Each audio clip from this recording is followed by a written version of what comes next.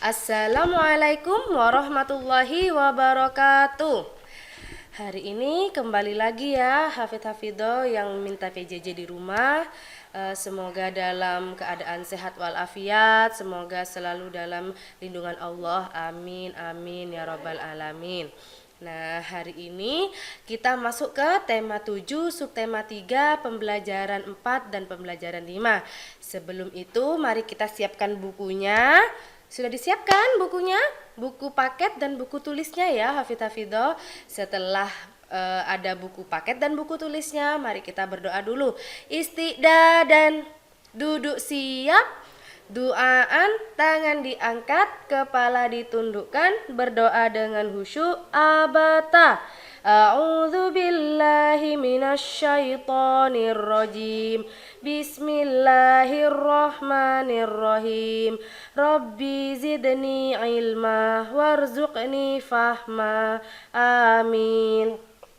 Nah, selanjutnya ke slide selanjutnya. Oke. Nah, ternyata mulai hari ini kita ada mufrodat lagi, Hafidh-Hafidho. Mufrodat hari ini yaitu menoleh. Menoleh dalam bahasa Inggrisnya adalah turning the head. Oke, once again, turning the head. In Arabic atau dalam bahasa Inggrisnya adalah yaltafitu. Yaltafitu. Oke, once again, yaltafitu. Nah, sudah? Bisa dicatat ya Hafidh-Hafidho. Menoleh dalam bahasa Inggrisnya adalah turning the head dan dalam bahasa Arabnya adalah yaltafitu. Oke, next. Buka bukunya atau let's open your book page of number 117. Nah, kita baca tentang keragaman ekonomi di Indonesia. Nah, kenapa sekarang dalam kurungnya 2, keragaman ekonomi di Indonesia 2? Karena kita sudah mempelajari keragaman ekonomi di Indonesia 1 di pembelajaran 3 ya, Hafidh-Hafidho. Nah, sebelum masuk ke keragaman ekonomi Indonesia 2, ada berapa saja di keragaman ekonomi Indonesia 1? Ya, ada 4. Yang pertama, ada keragaman ekonomi di bidang pertanian. Yang kedua, ada keragaman ekonomi di bidang peternakan.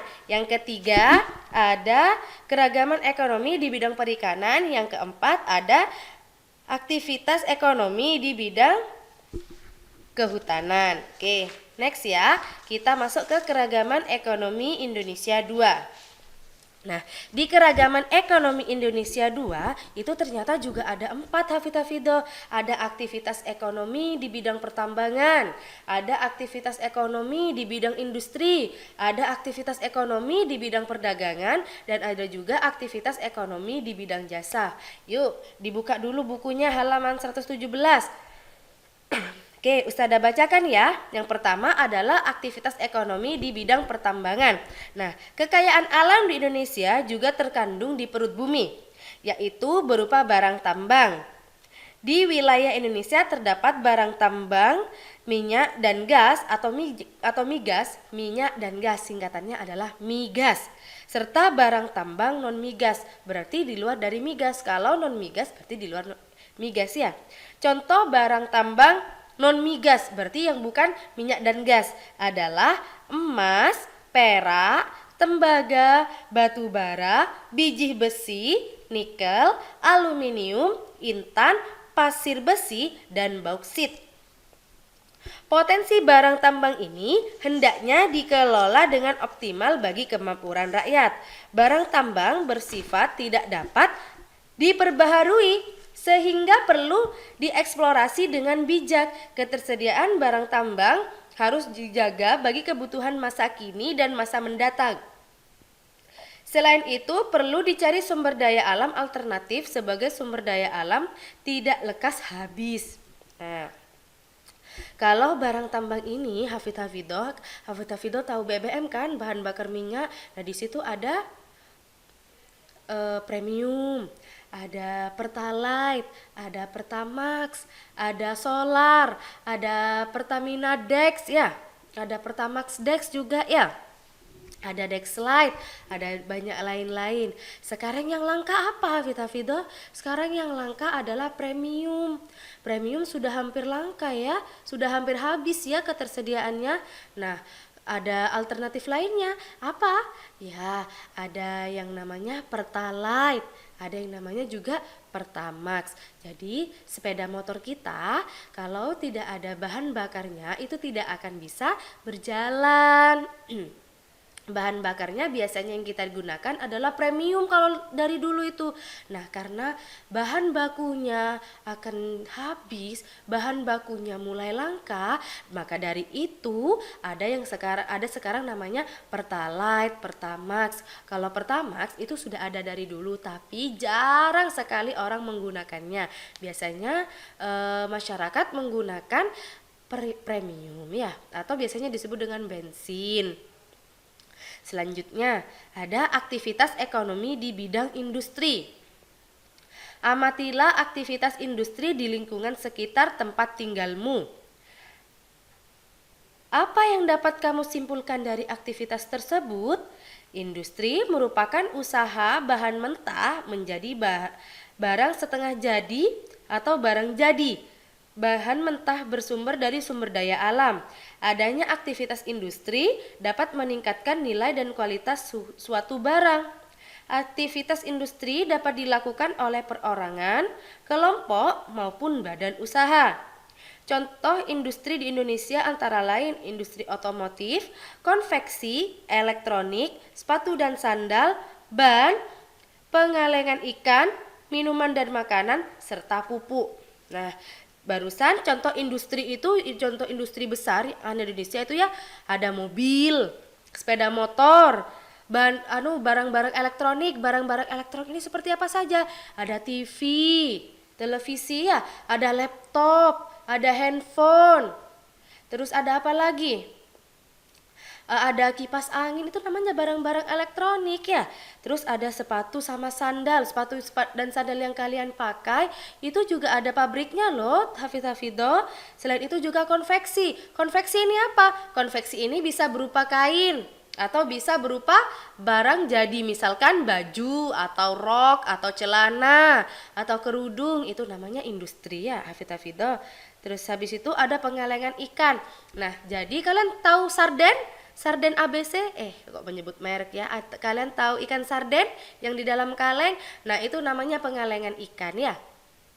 Itu juga merupakan suatu industri. Nah, minuman dan makanan pun juga suatu industri. Pupuk juga dibuatnya dengan industri ya. Nah, kalian punya tetangga atau bahkan kalian sendiri yang memproduksi tahu atau tempe? Nah, bagi kalian yang mempunyai saudara atau kalian sendiri yang memproduksi tahu atau tempe, itu disebut sebagai industri karena bahan mentahnya atau sumber daya alamnya terbuat dari kedelai. Nah, itu diolah menjadi bahan makanan, misalkan tahu atau tempe ya. Setelah itu kita lanjut ke aktivitas ekonomi di bidang perdagangan. Potensi alam tiap-tiap daerah di Indonesia berbeda-beda. Ada yang kaya potensi alam, ada pula yang miskin potensi alam. Fenomena ini dipengaruhi oleh kondisi geografis tiap-tiap daerah. Akibatnya, tidak setiap daerah mampu menghasilkan barang yang dibutuhkan masyarakat setempat. Untuk mengatasi masalah ini, berkembang aktivitas perdagangan. Aktivitas ini dilakukan masyarakat untuk menyalurkan barang dan atau jasa dari produsen ke konsumen. Barang dagangan dapat berupa hasil pertanian, peternakan, perikanan, hutan, dan barang industri. Nah, di kegiatan ekonomi 1 masuk juga kan ada pertanian, peternakan, perikanan, dan hutan, serta barang industri itu sendiri. Nah, lanjut. Aktivitas perdagangan bisa dilakukan tanpa perantara ataupun dengan perantara. Produsen dapat langsung menjual atau menyalurkan barang dan atau jasa kepada konsumen. Jika ada perantara, produsen menggunakan perantara untuk menyalurkan barang dan atau jasa kepada konsumen. Contoh perantara dalam perdagangan antara lain pedagang besar atau grosir, agen, dan pedagang eceran. Pada perkembangannya, aktivitas perdagangan juga mengakibatkan masyarakat luar negeri, kegiatan perdagangan antar negara inilah disebut sebagai ekspor impor. Oke, Ustazah jelaskan dulu ya. Tadi sudah ada bidang industri. Industri ini berarti kita memproduksi kan? Ada yang memproduksi sandal, ada yang memproduksi sepatu, ada yang memproduksi apalagi barang elektronik, bahan-bahan konveksi, atau sepeda motor, mobil. Nah, barang-barang ini nantinya yang akan disalurkan kepada konsumen. Yang membuat itu namanya produsen, lalu kita jual, kita dagangkan, namanya di bidang perdagangan. Nah, kita dagangkan, kita pasarkan, sebar. Pabriknya misalkan hanya ada di Sumenep. Nah, di Sumenep hanya ada di kecamatan kota, misalkan pabrik tahunya ya, atau pabrik tempenya. Nah, biar di kecamatan-kecamatan di Sumenep itu, kecamatan-kecamatan lain di Sumenep itu bisa merasakan makanan tempe juga. Nah, jadinya didistribusikan, dipasarkan tempe-tempe itu biar tersebar luas. Biar tujuannya apa? Agar daerah yang tidak ada industrinya atau tidak ada tempat untuk membuat tempe itu juga bisa makan tempe. Sama untuk industri-industri besar. Industri besar itu sepeda motor adanya di mana? Di Jakarta misalkan. Nah, kenapa bisa sampai di Sumenep? Nah, itu karena pemasarannya atau perdagangannya. Nah, di perdagangannya itu ada grosir, ada agen. Kalau grosir ini berarti dalam jumlah banyak. Nah, kalau agen ini dalam jumlah yang cukup lumayan banyak. Nah, kalau ecer berarti kalian boleh beli satuan. Misalkan mau beli bolpen, ada pabrik bolpen. Nah, kalau grosir harus beli beberapa karton bolpen. Nah, kalau agen itu boleh beli beberapa beberapa pak bolpen. Nah, kalau eceran kalian mau beli satu itu boleh. Ngerti ya Vita ya? Nah, itu perbedaannya antara grosir, agen, dan penjual eceran. Oke. Selanjutnya ada aktivitas ekonomi di bidang jasa. Sebagai negara kepulauan, wilayah Indonesia dihubungkan selat dan laut. Untuk menjangkau antar pulau dibutuhkan sarana transportasi. Di Indonesia, sarana transportasi meliputi transportasi darat, udara, dan laut. Tidak hanya itu, untuk menjalin komunikasi juga diperlukan sarana komunikasi. Kedua sarana ini menunjukkan aktivitas ekonomi masyarakat di bidang jasa. Aktivitas jasa merupakan kegiatan layanan kepada masyarakat dalam rangka memenuhi kebutuhan hidupnya. Aktivitas jasa lainnya antara lain jasa perbankan dan keuangan, jasa kesehatan, jasa pendidikan, jasa konsultasi hukum, jasa pariwisata, dan jasa lainnya. Berkembangnya aktivitas jasa ini memunculkan beragam jenis pekerjaan di bidang jasa.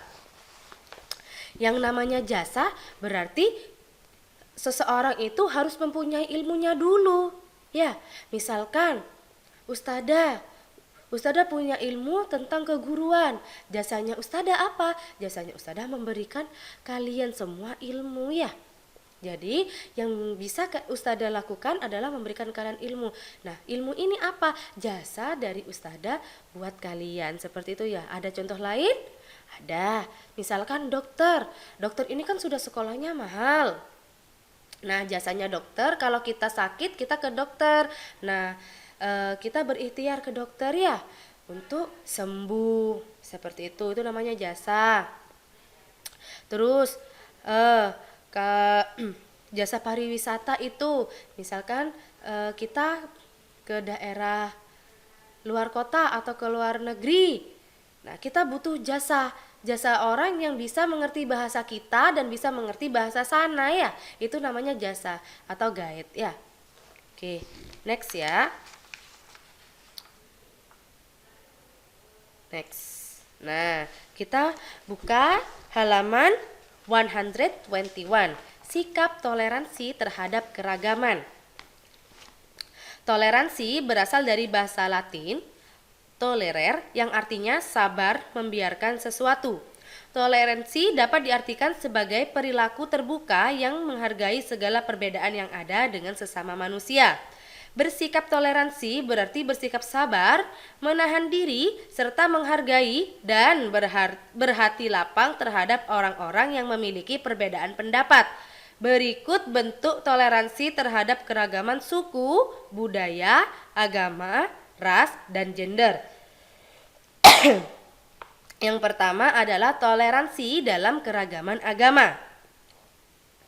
Kebebasan beragama dijamin dalam Undang-Undang Dasar Negara Republik Indonesia tahun 1945, khususnya pasal 29 ayat 2 yang berbunyi, negara menjamin kemerdekaan tiap-tiap penduduk untuk memeluk agamanya masing-masing dan untuk beribadat menurut agamanya dan kepercayaannya itu. Dengan adanya jaminan kemerdekaan beragama tersebut, segenap warga negara Indonesia hendaknya mengembangkan sikap toleransi antar umat beragama. Sikap toleransi antar umat agama dapat diwujudkan dalam tindakan berikut. Yang pertama, tidak menghina agama yang diyakini orang lain. Nah, berarti kalau agama kita adalah agama Islam, lalu kita mempunyai teman yang beragama selain Islam, kita harus menghormati ya, Hafidho. Tidak boleh memaksa teman-temannya untuk ikut agama kita. Ayolah, kamu kan bukan Islam, ayo ikut aku jadi Islam aja ya. Nah, itu tidak boleh ya, Hafidho. Jadi untuk agama itu sesuai dengan hati dan keyakinan kita masing-masing ya. Yang kedua, nah ini tidak memaksakan agama kepada orang lain. Seperti yang Ustazah barusan bilang ya, tidak boleh memaksakan orang lain untuk mengikuti agama kita ya. Terus yang ketiga, menghormati agama yang diyakini orang lain. Nah, sama aja kan? Yang keempat, beribadah dengan baik sesuai dengan ajaran agama yang dianut. Nah, kalau kita di Islam adalah dengan sholat, mungkin kalau di di agama lain ada yang dengan sembahyang menggunakan dupa atau menggunakan patung berhala atau menggunakan yang lain-lain, yaitu ya biarkan saja, Hafidho, biarkan mereka beribadah sesuai dengan ajaran mereka ya, kita sesuai dengan ajaran kita. Yang 5, menghormati dan saling bekerja sama antar umat beragama. Ya kalau mereka mau merayakan hari besarnya, ya monggo disilahkan, gak apa-apa, gak usah dihalang-halangi. Toh kita kalau merayakan Idul Fitri dan Idul Adha juga mereka mempersilahkan kita juga kan, Hafidho. Sama, mereka juga ingin dihargai seperti mereka menghargai kita ya. Sekarang memberikan kesempatan kepada pemeluk agama lain untuk beribadah. Nah, sama kan? Terus yang terakhir adalah menjaga kerukunan antar umat beragama, intern umat beragama dan antar umat beragama dengan pemerintah. Oke, ini maksudnya menjaga kerukunan. Menjaga kerukunan antar umat beragama. Nah, kita dulu sesama muslim ini kita harus apa, Hafidho? Iya, dalam sesama muslim ini kita harus akur. Nah, kalau sudah dalam sesama muslim kita akur, lalu antar umat beragamanya dengan agama Islam dengan agama Kristen misalkan, kita tidak boleh saling mencela, Hafidho ya. Kita harus sama-sama menghargai, menghormati tentang adat, budaya, dan kebiasaan yang dilakukan ya. Dan juga dengan pemerintah. Pemerintah kan yang memegang kendali kita. Nah, kita juga harus bisa menerima apa yang pemerintah perintahkan buat kita, asalkan pemerintah tidak Hafidho, tidak menyimpang dengan ajaran agama yang dianutnya ya. Yang kedua, ada toleransi dalam keragaman suku dan ras. Oke, masyarakat Indonesia terdiri atas beragam suku dan ras. Tiap-tiap suku bangsa mempunyai ciri khas yang membedakan dengan suku bangsa lain. Ciri suku bangsa yang didasarkan atas ciri fisik disebut ras. Jadi setiap suku bangsa mempunyai ras masing-masing. Oleh karena itu tercipta keragaman ras. Terhadap keragaman yang ada, kita harus saling menghormati dan mengembangkan sikap toleran. Mengapa demikian? Alasannya, Masyarakat Indonesia yang terdiri atas beragam suku dan ras pada dasarnya merupakan satu bangsa, yaitu bangsa Indonesia. Jadi, dengan sikap toleransi antar suku dan ras diharapkan akan terjalin persatuan dan kesatuan bangsa sehingga dapat memperkokoh NKRI. Sikap toleran dalam keragaman suku dan ras dapat kita tunjukkan dalam bentuk sikap dan perilaku baik kepada siapapun tanpa membedakan suku dan ras manapun. Selain itu, kita senantiasa menghargai dan menghormati harkat dan martabat setiap manusia dengan mengembangkan semangat persaudaraan dan menjunjung tinggi nilai-nilai kemanusiaan. Dalam pergaulan sehari-hari, kita harus bisa menerima suku-suku dan ras bangsa lain. Sikap toleran dalam keragaman suku dan ras dapat kita tunjukkan dalam bentuk sikap dan perilaku baik kepada siapapun tanpa membedakan suku dan ras manapun. Selain itu, kita senantiasa menghargai dan menghormati harkat dan martabat setiap manusia dengan mengembangkan semangat persaudaraan dan menjunjung nilai-nilai kemanusiaan. Dalam pergaulan sehari-hari, kita harus menerima suku-suku dan ras bangsa lain.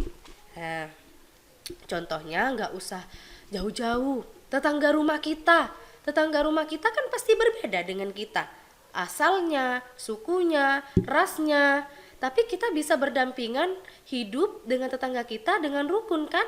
Nah, itu namanya sikap toleransi, hafidz ya. Jadi kita mau menerima adat istiadatnya mereka juga mau menerima tentang adat istiadatnya kita. Nah, suku kita atau ras kita ya. Kalau ada ras lain yang berkulit hitam misalkan, itu jangan dicela, Vita, itu keragaman suku kita, keragaman ras kita, keragamannya Indonesia ya.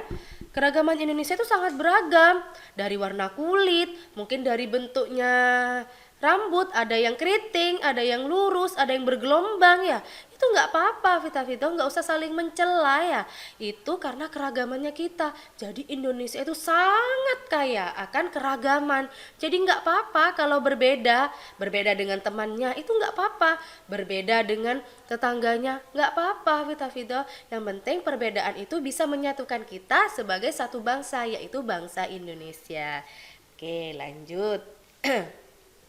Toleransi dalam keragaman sosial budaya. Indonesia terdiri atas berbagai daerah. Tiap-tiap daerah dihuni oleh masyarakat Indonesia yang memiliki kehidupan dan sosial budaya sendiri-sendiri. Oleh karena itu, di Indonesia terdapat keragaman sosial budaya. Keragaman sosial budaya merupakan kekayaan bangsa yang tidak ternilai harganya dan diwariskan oleh nenek moyang kita dari zaman dahulu. Kita sebagai generasi penerus bangsa hendaknya senantiasa menghormati, melestarikan, dan mengembangkan berbagai bentuk warisan sosial dan budaya Indonesia. Bagaimanakah caranya? Tentu saja dengan bersikap toleran demi mempertahankan keanekaragaman sosial budaya dalam bentuk tindakan sebagai berikut. Nah, ada berapa ini? Yang pertama, bangga terhadap kebudayaan dalam negeri. Jadi kita harus bangga sama budaya kita. Yang kedua, menyaring budaya asing yang masuk Indonesia. 3. Mengetahui dan selalu mencari informasi keanekaragaman budaya bangsa Indonesia. Keempat, menghormati kelompok lain yang menjalankan kebiasaan sosial dan adat istiadatnya. 5. Menghargai hasil kebudayaan suku bangsa lain. 6. Mempelajari dan menguasai seni budaya bangsa sesuai minat dan kesenangannya. Ketujuh, melestarikan dan mengembangkan berbagai jenis seni tradisional seperti seni tari, seni musik, dan seni pertunjukan. Nah, kita harus bisa melestarikan budaya-budaya yang ada di Indonesia. Misalkan budaya tariannya, budaya musiknya, seperti gamelan. Kalau di Sumeneb ada apa? Ada saronin. Nah, itu harus dibudayakan itu. Kalau kita tidak ada yang membudayakan, tidak ada yang melestarikan, tidak ada yang melanjutkan, itu akan punah. Nggak ada yang bisa lagi bermain seperti itu karena tidak ada yang mengajarkan, hafidz ya. Gini juga misalkan orang tuanya hafidz, ayah bundanya hafidz ya. Yang satunya dari Madura, yang satunya dari Jawa. Nah, tinggal di Madura. Itu bagaimana? Pasti ada perbedaan antara ayah bundanya ya. Itu nggak apa-apa, Fitafido. Nggak apa-apa, setiap orang pasti mempunyai adat istiadatnya sendiri, pasti mempunyai budayanya sendiri. Itu nggak apa-apa. Kita bagaimana harus saling menghargai. Oke, lanjut ya. Toleransi dalam keragaman gender dan mengembangkan kesetaraan gender. Nah, gender ini apa yuk, Hafida? Nah, gender ini adalah yang membedakan antara laki-laki dan perempuan. Jadi ada gender laki-laki, ada gender perempuan. Ini toleransi dalam keragaman gender dan mengembangkan kesetaraan gender. Nah, dibaca lagi ya. Tuhan telah menciptakan manusia dalam dua jenis, yaitu laki-laki dan perempuan. Setiap orang hendaknya memiliki kesadaran gender, yaitu kesadaran atas konsep yang meletakkan kedudukan, fungsi, dan peran antara laki-laki dan perempuan dalam masyarakat sejajar. Laki-laki dan perempuan dapat bekerja sama dalam melakukan pembangunan nasional dan menciptakan harmoni sosial.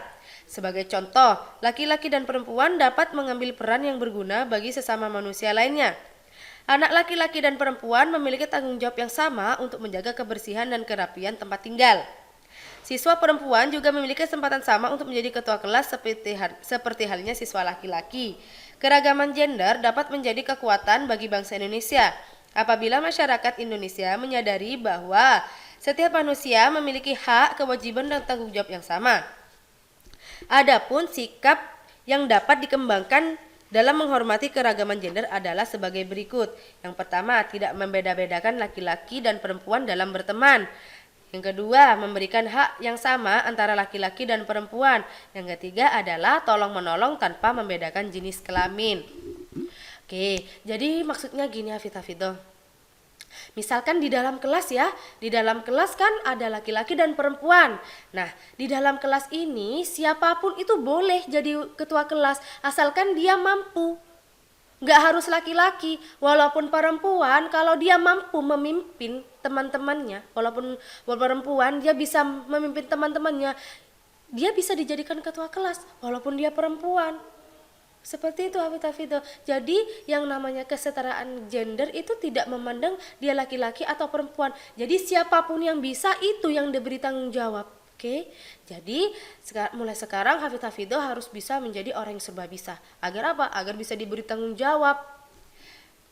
Oke Hafidho. Oke, kita lanjut dulu ya Hafidho ya. Oke, open your book page of number 128. Oke, dibaca ya. Melaksanakan sikap toleransi. Kita harus mempunyai sikap toleransi terhadap keragaman dalam masyarakat Indonesia, baik keragaman agama, suku dan ras, sosial budaya maupun gender. Nah, sudah dijelaskan kan barusan? Sikap toleransi dalam keragaman bangsa Indonesia sangat penting dalam menjaga keutuhan negara kesatuan Republik Indonesia. Selain itu, pentingnya sikap toleransi adalah sebagai berikut. Yang pertama, membentuk persatuan bangsa. Jadi kalau kita toleransi, persatuan bangsa Indonesia itu akan tetap utuh. Hafidho ya. Yang kedua, menciptakan kerukunan. Nah, kalau sudah utuh berarti kita harus rukun, tidak boleh bertengkar. Nah, yang ketiga, memunculkan rasa nasionalisme dan bangga terhadap bangsa dan negara Indonesia. Rasa nasionalisme maksudnya bisa saling membantu, walaupun dia bukan dari suku kita, walaupun bukan dari bangsa kita, walaupun bukan dari ras kita, tapi karena sama-sama dari Indonesia, nah berarti kita harus bisa punya rasa nasionalisme, harus bisa saling bantu-membantu ya terhadap bangsa dan negaranya. Oke, yang selanjutnya adalah memperkokoh Negara Kesatuan Indonesia, Negara Kesatuan Republik Indonesia. Nah, kalau sudah bisa persatuan, bisa rukun, bisa nasionalisme, nah itu adalah wujud dari untuk memperkukuh Negara Kesatuan Republik Indonesia. Jadi mari Hafidho, kita sama-sama untuk apa? Untuk memperkukuh Negara Kesatuan Republik Indonesia. Nah, sikap toleransi itu yang sehari-hari ada 3 macam. Ada di lingkungan keluarga, sekolah, dan masyarakat. Ya, di lingkungan keluarga yaitu contoh sikap toleransinya adalah membantu pekerjaan orang tua, membantu adik, membantu kakak misalkan, terus menghargai perbedaan. Misalkan dia tawari sesuatu sama ayah bundanya, Hafidz pengennya A, ternyata kakaknya pengennya B. Nah itu nggak apa-apa Hafidz, biarkan saja kakaknya milih yang B ya. Terus menjaga ketenangan saat jam tidur siang. Nah jadi kalau ada yang tidur siang itu tidak boleh diganggu, biarkan ya. Terus mendengarkan dan menjalankan nasihat orang tua. Nah ini yang paling penting, mendengarkan dan menjalankan nasihat orang tua. Nah, bagaimana dengan yang di lingkungan sekolah? Yang di lingkungan sekolah adalah contoh sikapnya adalah menjaga ketenangan dalam kelas saat berlangsung proses belajar mengajar. Menghargai perbedaan pendapat dengan teman, tidak membedakan suku, agama, dan ras teman dalam bergaul, tidak memaksakan agama kita kepada orang lain, mematuhi tata tertib sekolah. Nah, selanjutnya kalau di lingkungan masyarakat ada 3 contohnya, yaitu ramah kepada tetangga. Siapa yang tidak ramah terhadap tetangga? Terus mengikuti kegiatan sosial dalam kehidupan masyarakat, dan yang terakhir adalah memberi kesempatan kepada tetangga untuk menjalankan ibadah. Oke. Jadi bagaimana Hafidz untuk pelajaran hari ini? Sudah lumayan terbuka pikirannya? Oke, kita cukupkan ya. And the last, ada tugas buat kalian. Nah, tugas yang pertama adalah tanyakan ayah bunda pekerjaannya bergerak di bidang apa. Ya, yang kedua adalah di halaman 129 di bawah di kotak-kotak. Nah, itu dikerjakan ya. Nah, kalau ada yang tidak mengerti silahkan WhatsApp atau chat Ustadzah atau Ustadz Fikar.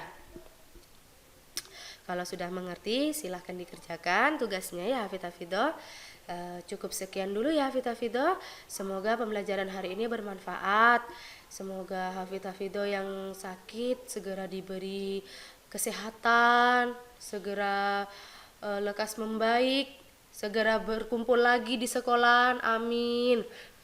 Nah, cukup sekian dulu ya Hafidz. Mari kita tutup pembelajaran hari ini dengan pembacaan hamdalah. Alhamdulillahirabbil alamin. Wassalamualaikum warahmatullahi wabarakatuh.